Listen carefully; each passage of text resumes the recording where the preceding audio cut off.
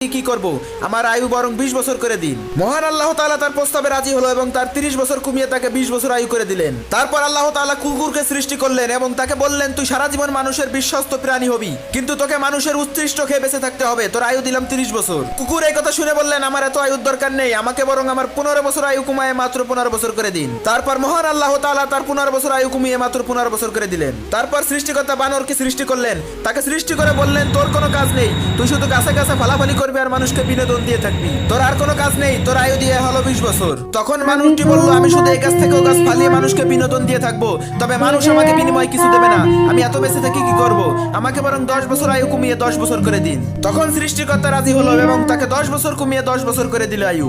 তখন সৃষ্টিকর্তা মানুষকে সৃষ্টি করে বললেন, তুমি হবে সৃষ্টির সেরা জীব, তোমার মধ্যে থাকবে জ্ঞান, বিচক্ষণ, তুমি হবে সকলের সেরা, তবে তোমার আয়ু দেওয়া হবে মাত্র 20 বছর। এটা শুনে সে খুশিতে নাচতে লাগলো, সে আনন্দে